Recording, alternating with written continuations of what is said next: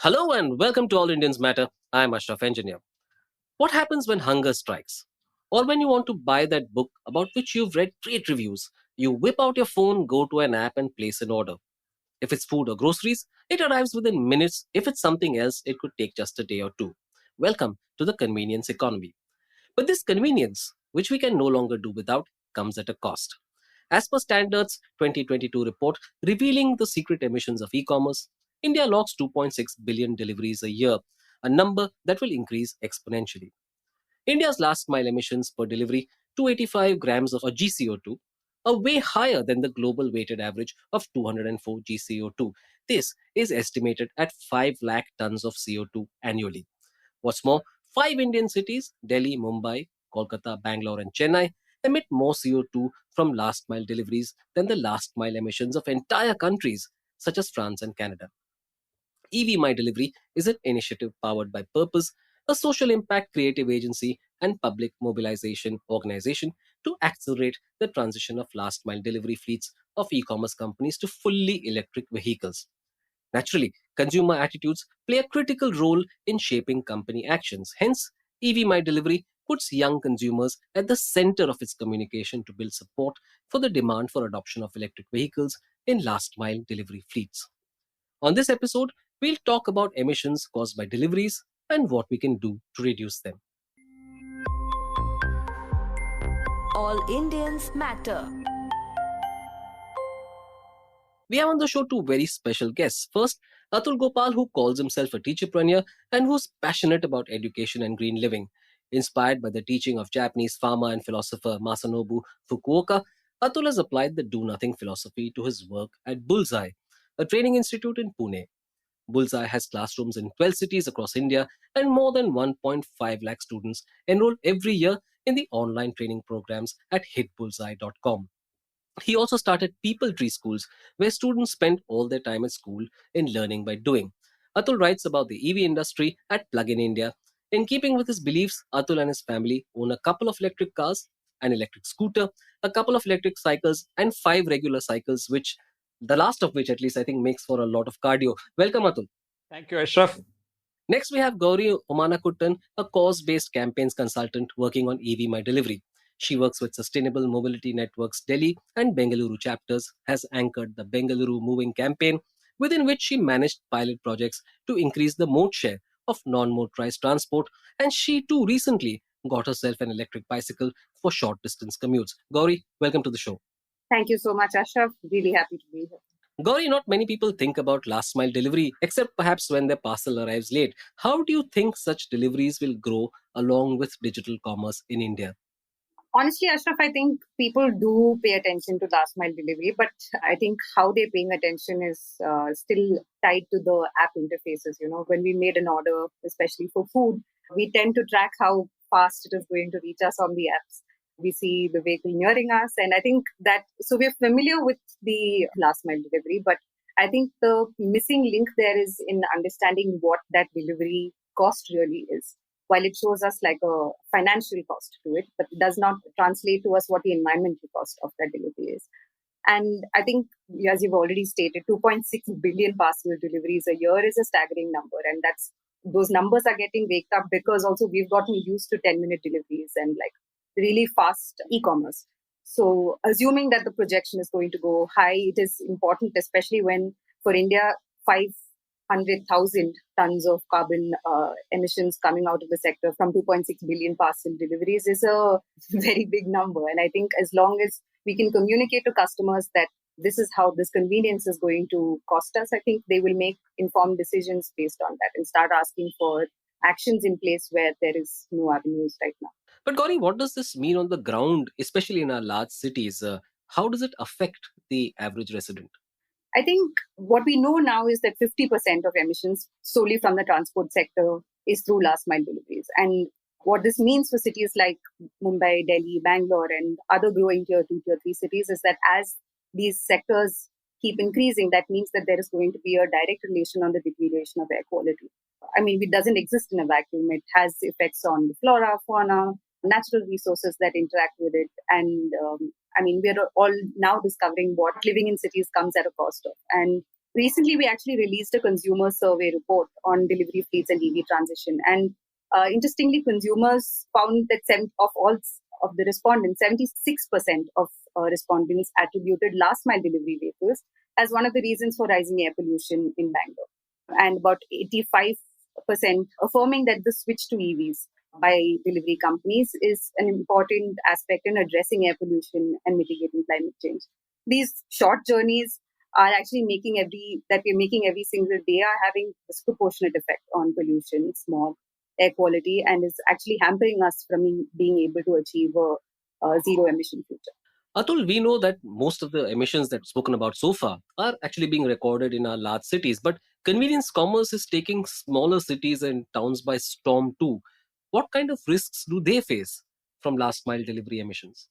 Okay, unlike Gowri, I probably don't have enough data to back up whatever I'm saying, but I will primarily use common sense, which has kind of helped in the past.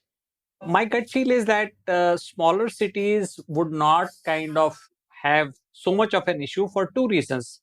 One, I would say that the eating out part, which I would say is a majority driver for the emissions, right, is probably not so prevalent in the smaller towns because, there are no traffic jams and, the distances that you need to travel are very less.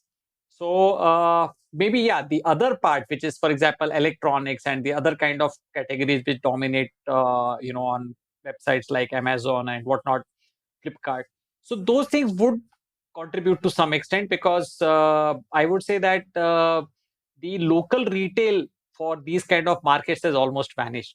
So we don't usually think of buying a phone, for example, from a local retailer because there is no choice. The prices are, not comparable. And from an inventory point of view, it makes sense if you have a high value item which has got relatively low transportation cost as a percentage of the total cost to have centralized inventory, right? So those kind of things will contribute, but I would say that for it's a very large city phenomenon that we are looking at. So if we can concentrate on the larger cities, the returns that we get from our movements will be much better than trying to kind of do it across smaller cities.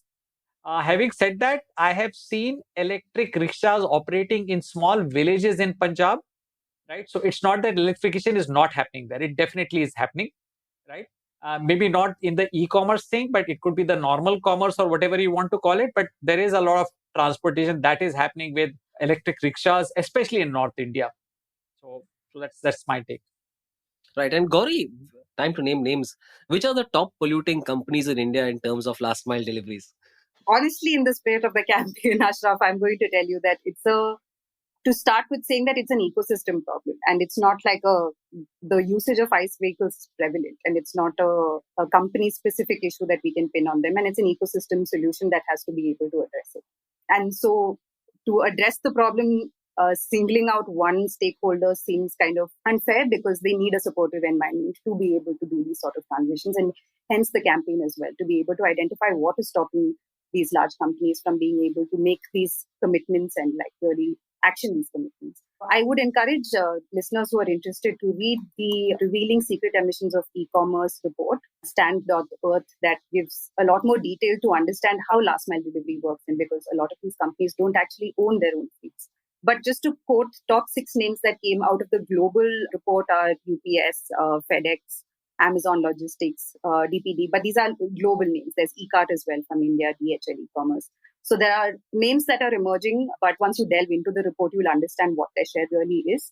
I don't think it's as simple an answer as who can we put the blame on, Yeah, unfortunately. absolutely. I think that's fair enough. But Gauri, given the growth of digital commerce, naturally tailpipe emissions will grow.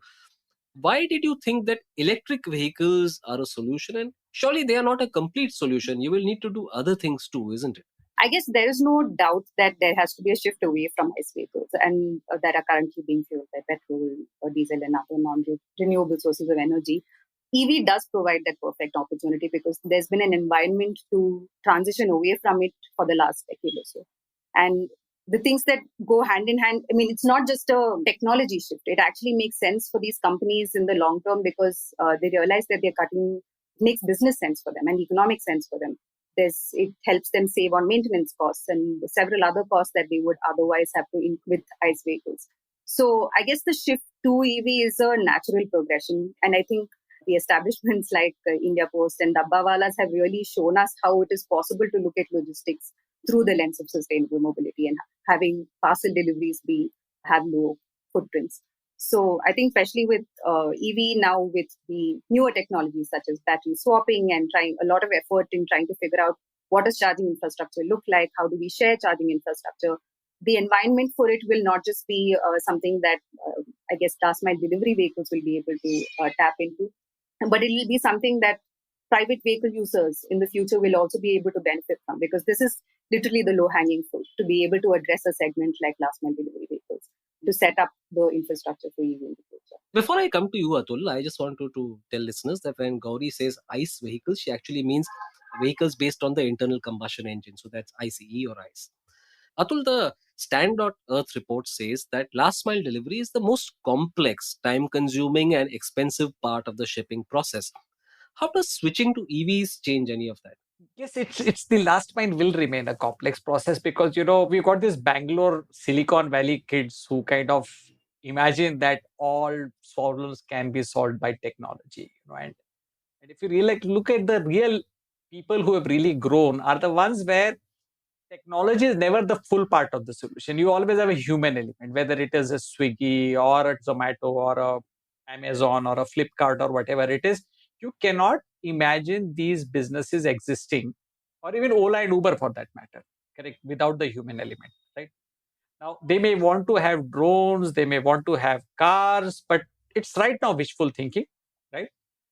Now, the thing is that the moment you have a human being as part of your system, complexity is bound to happen, right? Because there will be illnesses that happen with a human being, there will be moods, there will be traffic jams, there will be a lot of things which kind of get associated. So you don't really associate the internet with traffic jams, but you do associate deliveries or any of that kind of a thing. So it's not going to be, so you end up having a lot of buffer capacity that is created. You end up kind of having a lot of, for example, if Zepto decides that 10 minutes is going to be the future, then obviously my logistic costs are going to be going higher side, right? Because I need many more people on the road to kind of be able to do the 10-minute promise that customers want. So again, these are business models. They are kind of testing it out, and all of these will require some feet on the street, so to say, and that's what makes it complicated. Because it's not just kind of operation research models that you are looking at, but it's also you are looking at warehousing, vehicle movements. So that's about it. And labor cost has been the driver for almost every change that happened. Industrial revolution started because it was expensive to draw coal out of mines in England, right? So they used steam engines for that, and then those kind of things happens. And so the same thing is true for even today's technology revolution. So wherever we see labor costs going up, we try to kind of see if technology can provide us a solution, and hopefully something will happen with logistics. If we have self-driving cars, a lot of drivers may be unemployed, but we would end up kind of going from point A to point B in a much kind of safer and probably faster way without kind of not spending too much kind of a thing. So the same thing could happen, but I would say this is all something which my guess is at least 4 5 years 10 years away in the future. We're not going to go to, it's not low hanging fruit by any sort chance. I think that's it. You will have complexity because of the human element, right? And so solutions are not going to be easy. Atul, also much of the discussion in India has been around particulate emissions. So why should we talk about CO2 also? So if you look at particulate emission, let me give a little bit of background. We have three primary fuels for engine vehicles in India. You have diesel, you have petrol, and you have the compressed natural gas, which is basically a hi-fi name given to methane. Right? The methane is the same stuff which is produced in swamps and anything that rots. Okay. If you look at historically, in the 1950s and 60s, a lot of trucks and buses actually used to run on petrol. So my grandfather had a truck which used to operate in Bihar, which used to run on petrol. It was, I think, called the Tata Mercedes Benz, right? And then came diesel, right? So diesel continues to remain the predominant fuel which is being used by the transport industry, including the last mile delivery companies. Whenever you're looking at, say, the three-wheelers or four-wheelers kind of a thing. Third is, of course, the later entrant, which is the compressed natural gas. And what the government did was, it's the best fuel as of today. It's the cleanest fuel because when methane burns, it does not create any particles of soot, which you will find when you are burning liquids. And definitely when you're burning solids, there is a lot more soot that happens. So that soot is what is really particulate matter. Right? And how does this affect? Now, I don't know, you guys are young, but if you remember, there were times when I used to go to Delhi in the 90s and early 2000s where visibility used to be so low because of all the diesel fuels emission, the particulate matter that was there, right? So not only do we look at smog, but you can also link particulate matter to lung disease, right? You can link particulate matter to cancer, lung cancer maybe, right? So particulate matter is clearly shown to have correlation with human health, and it took the Supreme Court order for Delhi to actually start changing. The CNG revolution started in Delhi, right? So the judges live in Delhi and they were being affected. Right? They said the government is not doing anything about it. Let's do something about it, right? And that revolution spread, right? And to give the current government credit, they played a smart game. They priced CNG much lower than diesel, right? So it made a lot of economic sense for vehicle operators to shift from diesel to CNG, right? And that helped the environment, right? And now, of course, that you've kind of made these guys taste blood, so to say, you started jacking up prices, which is fair. The government should never underprice energy. That's my thinking in life. Energy should be at the highest cost possible so that there is an incentive for efficiency. There is an incentive for really minimizing the use of energy, right? So you've seen CNG adoption that has happened, and of course, particulate matter has come down wherever because of most of the municipal transport buses in all cities today is working on CNG. There are intercity buses that are running on CNG. There are intercity trucks running on CNG today. The three-wheeler industry is dominated by electric vehicles and CNG today. Diesel's share is kind of reduced drastically over the last 2-3 years. So there is definitely been a lot of positive development that's happened on the particulate matter. Now, CNG is not really manna from heaven, so to say. It comes with its baggage also, right? And one of them is CO2, right? And please remember that electricity also comes with a baggage of carbon dioxide. So, people who think that electricity is absolutely clean, ki it's not bhaiya doodh ka dhula hua, right? So No, I think electricity you're absolutely production. right. You're absolutely right, Atul. I'm sorry, I don't mean to interrupt you, but I think it's important to point out that in India, electricity is primarily generated by burning coal, which is also Yes. extremely polluting. So when you say that electricity comes with its own cost, you're bang on. So maybe from a consumer point of view, what you need to understand, because there's a lot of debate, and people who understand environment a little bit will raise this question, and they should. So today, if you look at the renewables, right? So about 40% of installed capacity in India is renewables. But when it comes to production figures, energy production figures is just 20%. Right? So we've got a lot of installed capacity, but obviously we're not able to use that entire installed capacity. For example, today in a lot of places in Europe or in China for that matter, which are dependent on hydel power, they are in trouble because there's no water in the dams, right? So I work with EV batteries, and my friends in China who kind of send the cells across to me cannot supply cells because their main lithium producing area today has big shortage of water, and the dams which kind of provide the hydroelectricity are not working, right? So EV battery production is down because there is no rain, right? So there are a lot of issues that are happening, but primarily let's understand that you are right, Ashraf. Most of India's electricity production today is still coal, right? So whether you are using an EV or whether you are using CNG, you are producing carbon dioxide in both cases, right? Now, carbon dioxide obviously will come. The kind of thing that we need to see is all of this climate thing that is happening. So the first 4 or 5 years that people were talking about CO2, everybody said that this is scientists sitting in some ivory tower someplace and yapping about, CO2 say ye hone wala hai, CO2 say wo hone wala hai, and it's really not affecting us. And anyway, India is a poor country. Why should we worry? US and Europe and whatnot, they've had their share of development and they've been using energy like crazy, and they're still doing today for that matter. And why should Indians, when it come to our stage, so जब मैं बड़ा हुआ तो आपने कहा ये ठीक नहीं है, जब तक मैं छोटा था बोलते तुम छोटे हो, तुम नहीं कर सकते हो, things like that. So we've seen climate change happening in front of our eyes. Look at, we're kind of going to see more and more of these incidents happening where you have droughts in one place and floods in the other, right? Where, I stayed in a friend's house in Nagpur very recently. So she's on the 10th floor, right? Her apartment. And, the family has purchased this house very recently. And there are 5 10-storied buildings next to each other. All of them are air conditioned because it's like who has the bigger car effect in that kind of sense. So if my neighbors are throwing heat out, I don't have a choice but to install air conditioners, right? So that whole area is now a heat island, and it's right in the middle of green Nagpur, right? But you just can't stay there without air conditioning, and this is climate change happening in front of my eyes, right? So we should be worried about this particular thing, and the reason for climate change is CO2 and to some extent methane also. So well, I'll not talk too much about methane, but methane is a gas which is a much more potent gas compared to CO2. But I'll kind of do that some other time.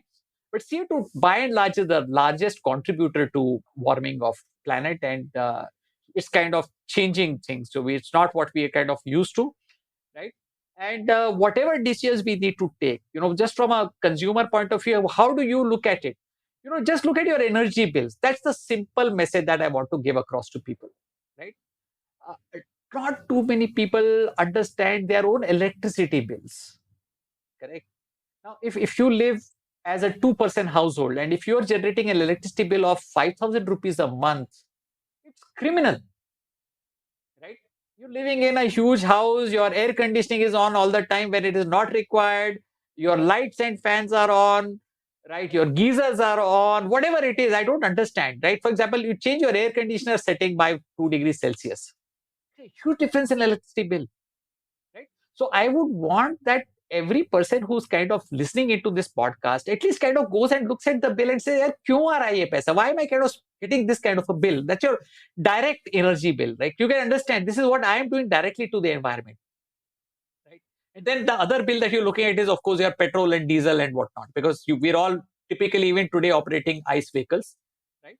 And look at what kind of bill you are generating, right? Can I cut that down by somewhat by cooling or something else, right? Or by using a public transport at times, right? So we must measure the impact of climate change by our own energy bills, because energy is what drives. So I'm a faculty at visiting faculty at the Department of Sustainable Energy at IIT Kanpur, and I go and I tell the professors and students over there the same thing.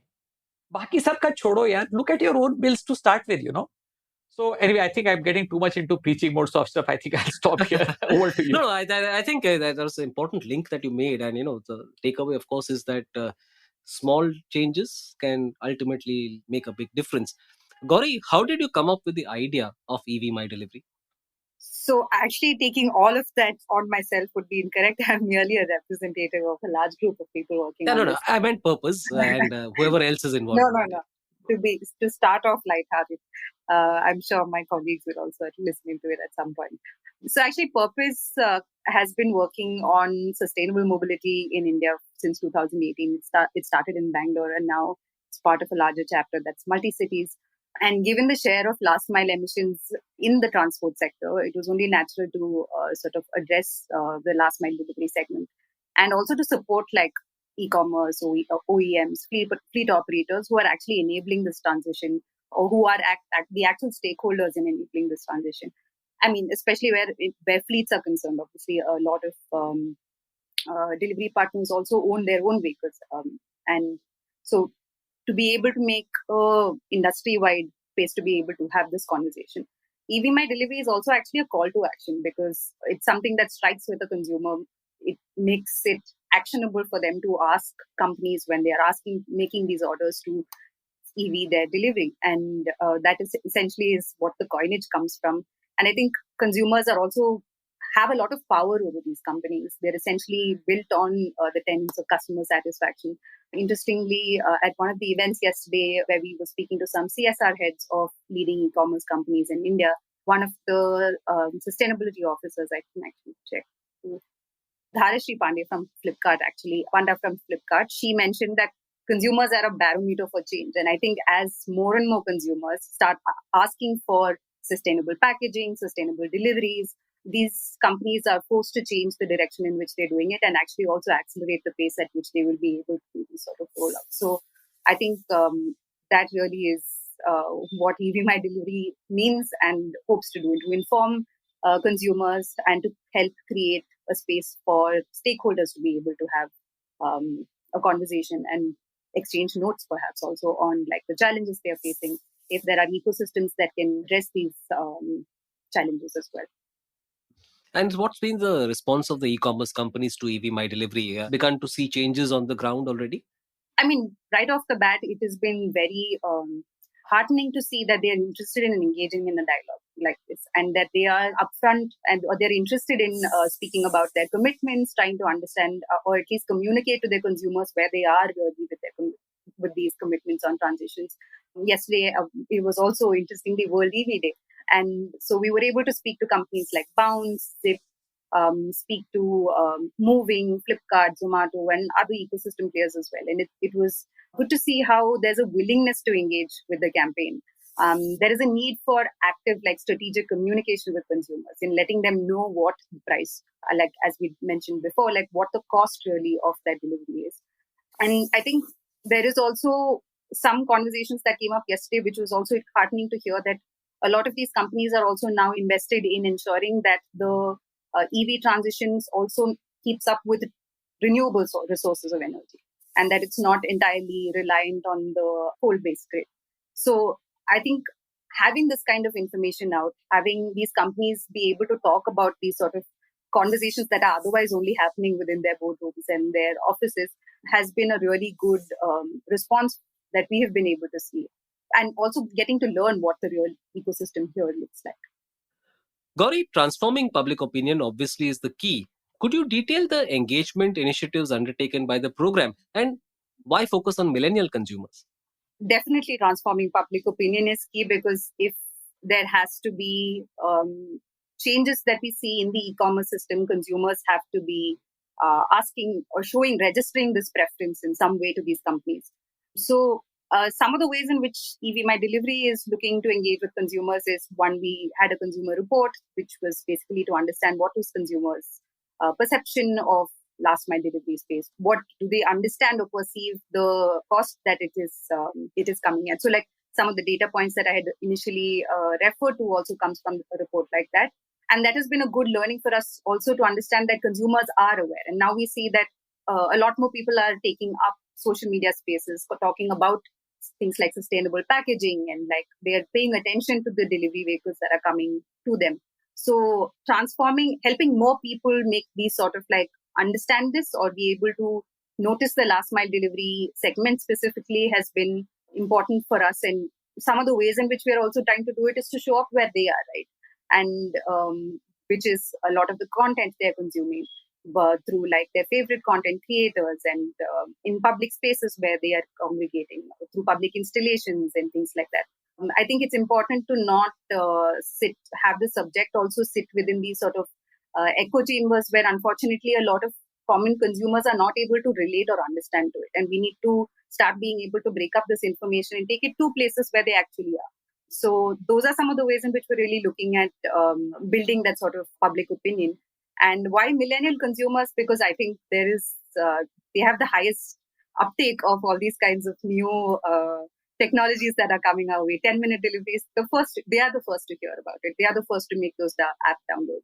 So I think they don't realize sometimes how much say they have over these companies, and helping them realize that, hey, don't just get swayed by the convenience of it, but like also act on it and like, speak to these companies, show up in platforms where the companies are actually paying attention, such as Twitter and other public fora, and really speak about these issues that you are noticing, or like these ways in which you can also let them know that, hey, there's a preference here, other people are able to notice it. So those are some of the ways in which we're really engaging with consumers. One, recently we also ran a campaign, like a small social media campaign, where we asked people to take photographs of the vehicles that brought their deliveries, and they sort of tagged and let us know when an EV was dropping off the delivery and when a non-EV was dropping off. So, like, interesting ways in which we just get them to start looking at these things. I think they are already looking at it, but like, if more information is available to them, I think they will look at it differently. And enabling that has really been what we've been trying to do through the campaign.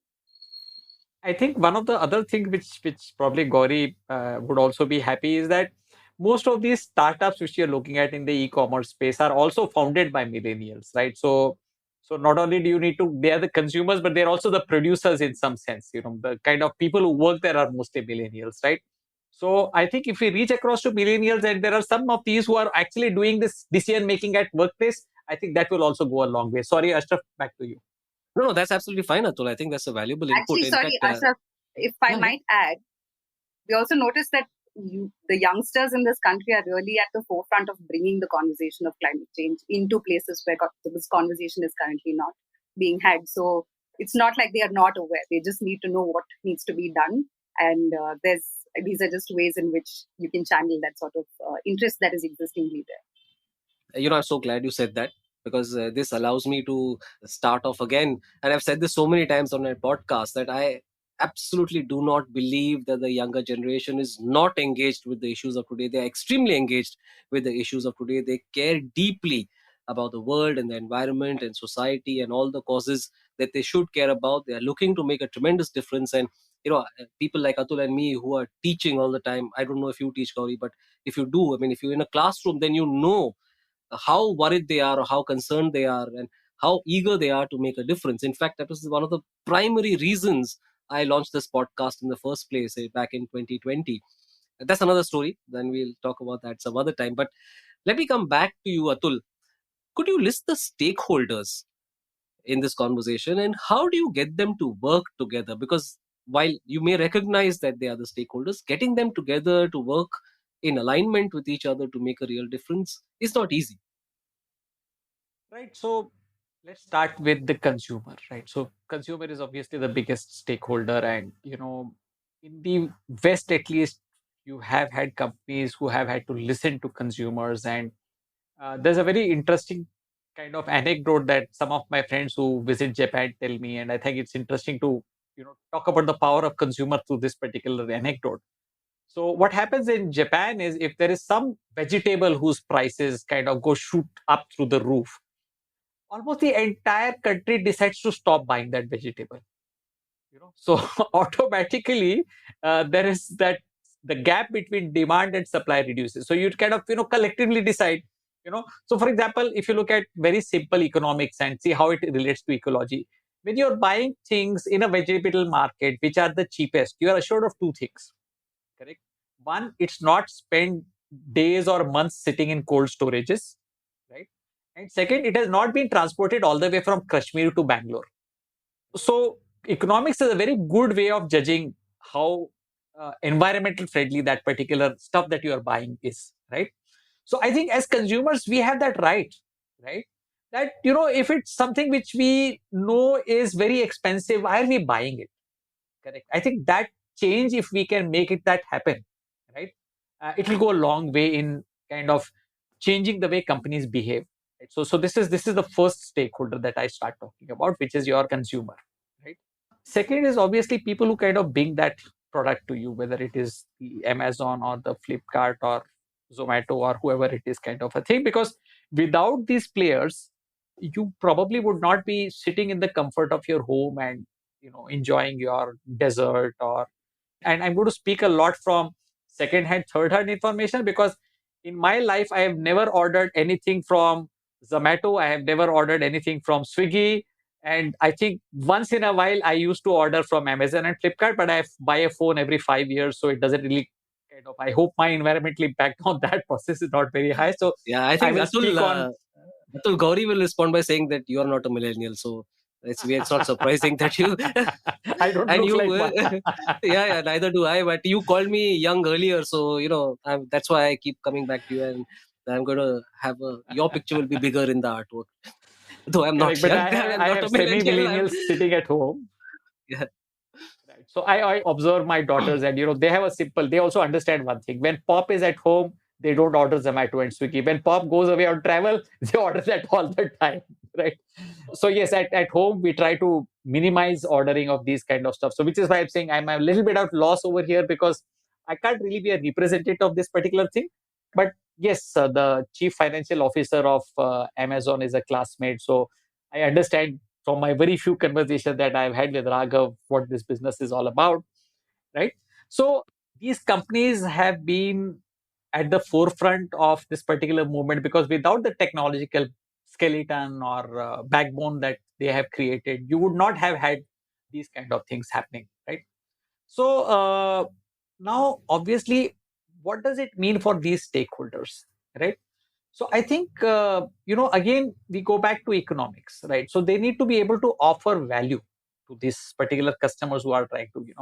So at some point of time, a lot of these were pumping in venture capital funding into discounting, right? So that's how they build their businesses. So you buy something for 100 rupees and you sell it for 80 rupees, and 20 rupees is your customer acquisition cost, right? So that model worked for the first few years, and then people got used to that kind of pricing, and then slowly these companies started raising prices. So finally, like in any other business, the dirty word is profit, right? You have to make profit. I don't know whether I should call it a dirty word at all, but profit is the lubricant that drives the economy, right?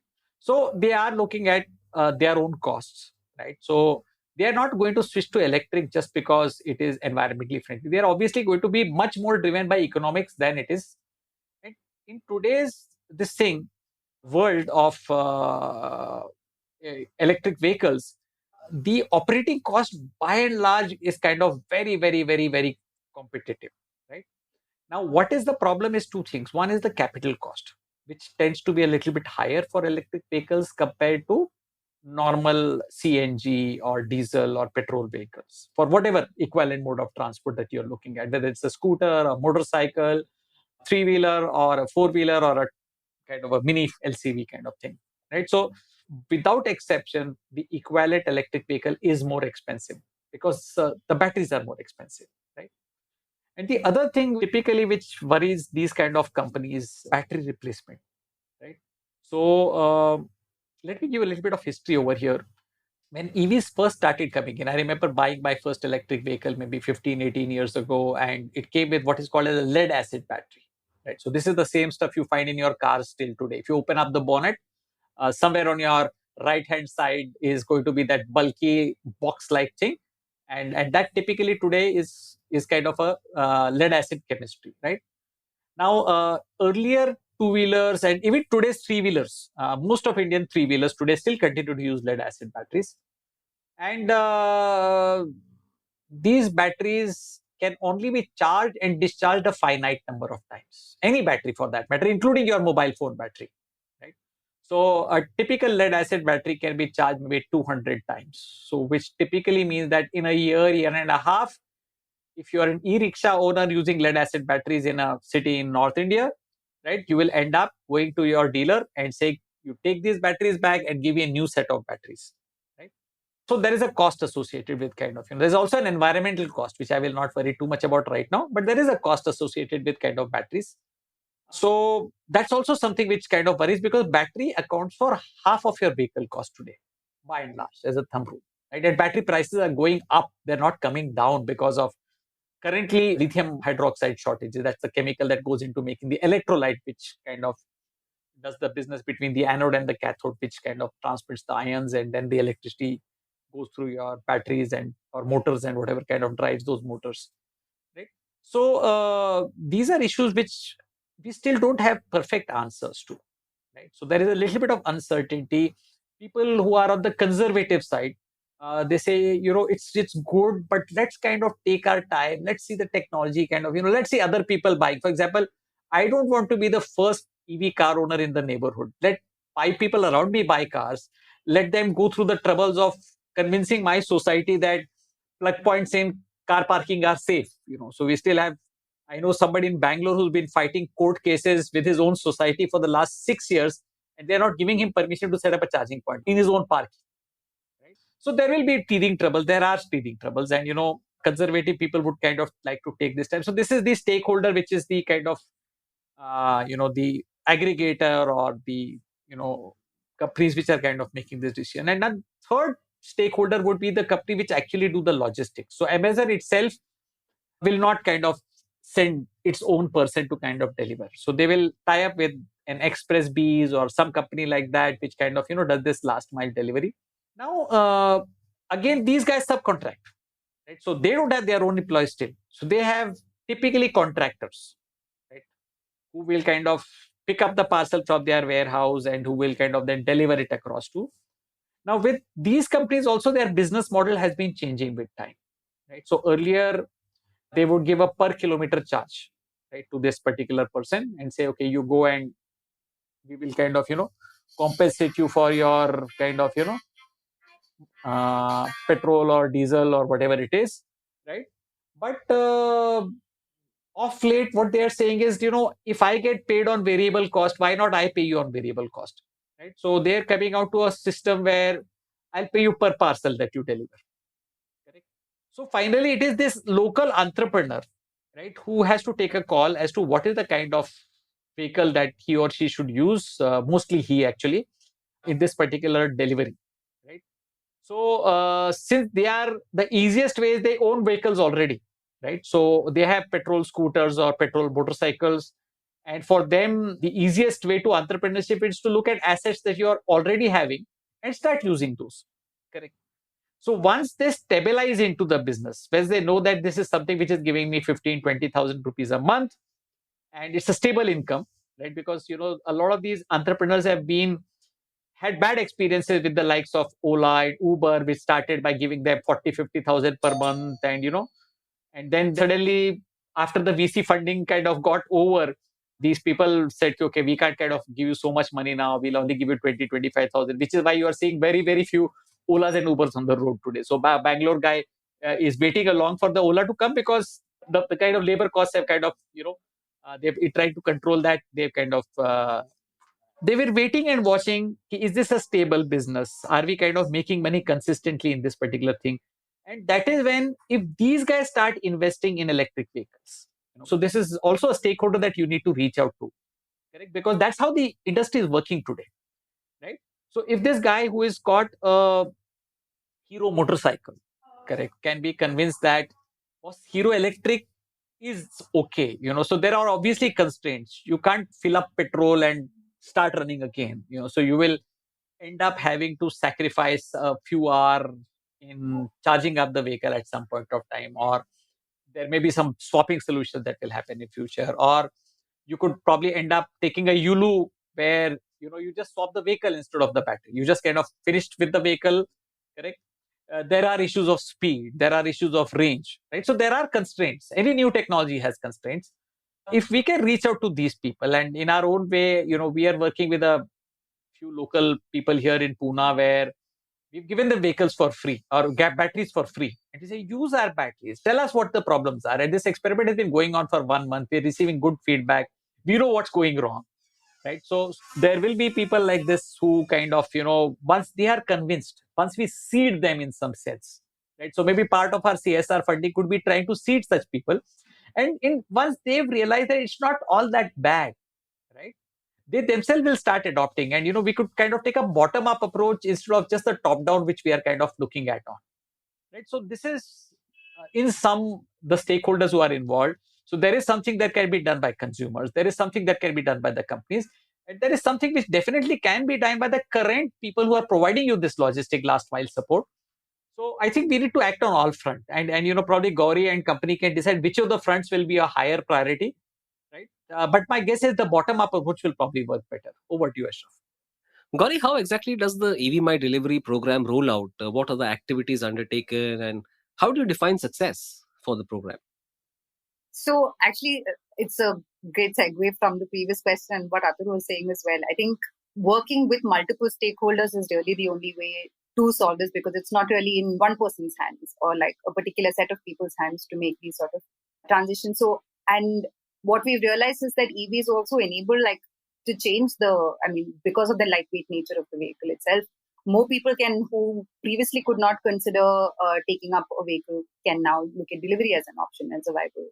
So I think the whole campaign for us, and this whole initiative, in fact, I don't think it's right to call it a campaign, but it's an initiative in which, where um, awareness is at the core of this whole exercise. And awareness does not necessarily sit with consumers, but like the awareness with of ecosystem players, of each other's concerns, of each other's challenges. Because unless I guess any technology or like science itself backs itself on the basis that you are going to fail. And only learning about your failure is going to make your processes and systems better. And being able to help these stakeholders, for example, fleet operators or OEMs and the companies themselves and delivery partners, all being able to share their learnings is the only way to really ensure that the process start to end is starting to change. And I think for us specifically, you asked what the definition of success would be, to see actually where companies are making these sort of commitments. And if they have made these commitments, sort of come out upfront and say where the status of that really is, what are the challenges that they're really facing, and make that sort of information available to the masses and to their consumers.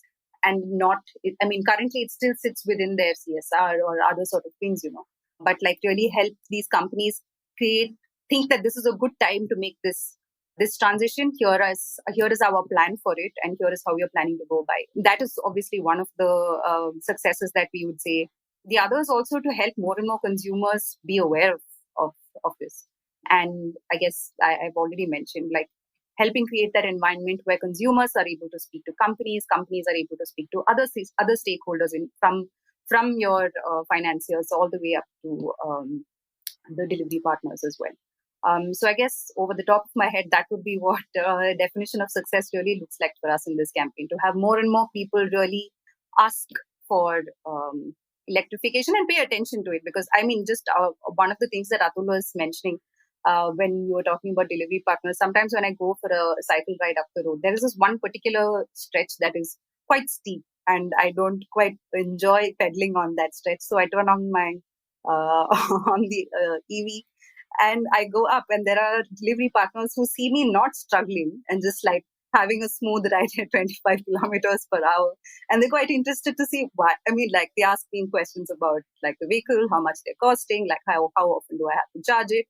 And I think there's trust that needs to be built. And I think as the more and more vehicles you start seeing on the road and are able to share notes about like your experiences, and not like, produced answers that we are often used to, but like real life experiences, the adoption overall will be a lot more. So just wanted to plug that in there. I get a lot of like questions when, especially uphill, like why are your legs not moving is a question, or at least a couple of eyebrow lifts that I get. So, Atul and Gauri, here's a question I ask all my guests at the end of the show. Why do you do the work that you do? And maybe Atul, you can go first, and Gauri, you can go next. Okay, so it's like, it's not something that you kind of start by, when you're young, you say this is how I'm going to kind of be when I grow up, or whatever kind of thing. I think it's kind of built up over the years. So for me, I would say that sustainability happened primarily because of my own health. So so I remember in my early 30s, so I'm about 5 feet 9 inches, and my weight had started going up little by little by little. At about 72 kgs, I started feeling a little bit bad about life in general. I said, boss, there's something which I'm not doing right. Right. And in order to preserve my health, I used to have a car, Tata Indica, those days. I just got married about a couple of years before. So I thought of this brilliant idea where I'd say, you know what, I'll park this car. We had two cars, okay? So I said, I'll go and park my car at my father-in-law's house, which happens to be 22 kilometers away. Right? And of course, if I want, I can always go and get the car. Right? I have my cycle, right? So I can kind of go around on cycle wherever I want to. And if I want to use the car, I travel 44 kilometers to kind of get that car in a way. So it worked out very nicely because, for my life, I think I work with 1 and 0. I don't work with 0.5 or 0.25 or 0.75. So either I have it or I don't, you know. So it started with the car going away, then the cycle came in, and then of course I like I suppose I was sharing with you before the podcast started that so if I'm on cycle, why do I need any expensive, elaborate clothing? I can just move around everywhere in shorts, and then I asked myself, why do I need to travel by plane? Can't I just do this by train? So I started moving everywhere by train. And then I started looking at my food and, I started asking, is this the right choice of food?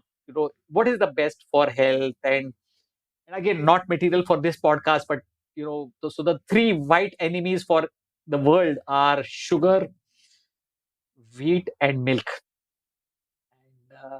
And, I'm almost off. I'm not almost off sugar. I just started my experiment of going off sugar. Wheat is a long story away. It's kind of going to be away. So then you start looking at those kind of things. So I would say the process has been gradual, right?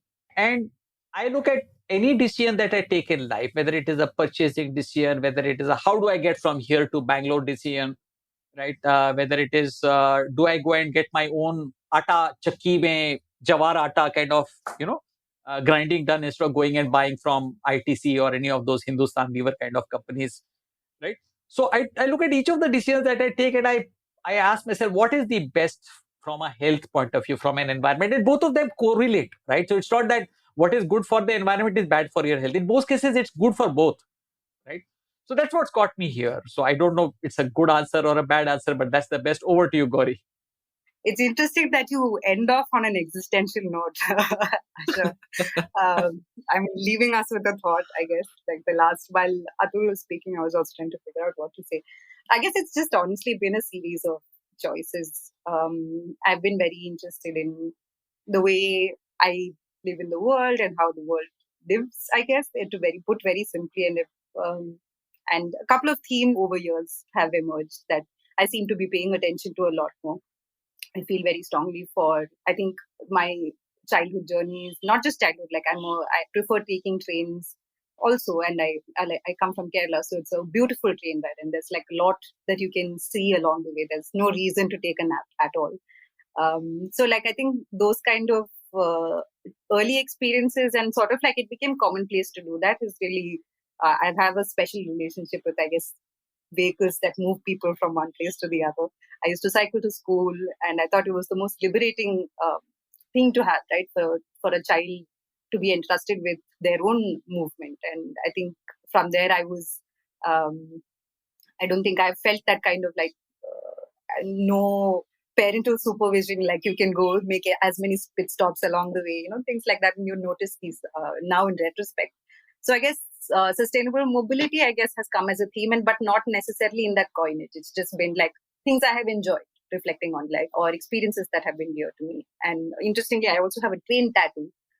So I guess the theme has been running long before I actually started working on it. And I think there are a couple of other areas that I really pay attention to, but I guess I'm yet to find ways to work on them. It's been great for me that there is an environment in Bangalore where there are so many interested citizens and civil society organizations, and a real support system where you don't have to wade the waters alone, and there's like a community that you can tap into, and that being able to find that sort of a community has been really great because it allows you to see the world through many different lenses. So yeah, I guess that's mostly why I do this work. Hopefully next time I talk to you, this answer would have evolved, because it's all of this is just in retrospect. I don't think I have a very definitive answer for that. Atul and Gauri, as businesses change how they fulfill orders, they are, of course, growing the economy, providing jobs, raising living standards, etc. Alongside, there are effects of this consumerism on the environment and human health. Balancing the benefits and climate activism is the key. Thank you both for detailing that. Thank you, Ashraf. Was really nice chatting up with you. And on this journey that we've just started, there are many more goals that we need to conquer. There's one particular video that Plugin India has done in a of a Bangalore-based couple. You could just Google for Reva's house on Plugin India, and we have about 3.6 lakh views for that video. And these guys have gone one step further, and maybe I'll not reveal what the story is, but I would encourage viewers to go there And of course, here is a pitch kind of, if you like it, please hit the subscribe button, etc., etc. Thank you, Ashraf. Thank you so much, Ashraf. Atul, it was really nice speaking to you, and really great to hear how we all see it. I mean, I guess we all have noticed it, but our different experiences that really make this a common ground for conversation. I guess what I would like to leave everyone with. I think it's come lot many times already, but every time a parcel's reaching your house, I encourage you, dear listener, to actually have a conversation with the companies and really make sure that there's some kind of action that you can take to let them know that, hey, I have made this observation and this observation is not really gone in vain. I'm letting you know that I would like to support your transition into electric vehicles and continue to engage with them in that journey, because I don't think it's as simple as that, but to just be more mindful of what this convenience really could look like for the future as well. Thank you. Thank you all for listening. Please visit allindiansmatter.in, that's ALLINDIANSMATTER.in, for more columns and audio podcasts. You can follow me on Twitter at Ashraf Engineer, that's ASHRAFENGINER, and All Indians Count, that's ALLINDIANSCOUNT. Search for the All Indians Matter page on Facebook. On Instagram, the handle is All Indians Matter. Email me at editor@allindiansmatter.in. Catch you again soon.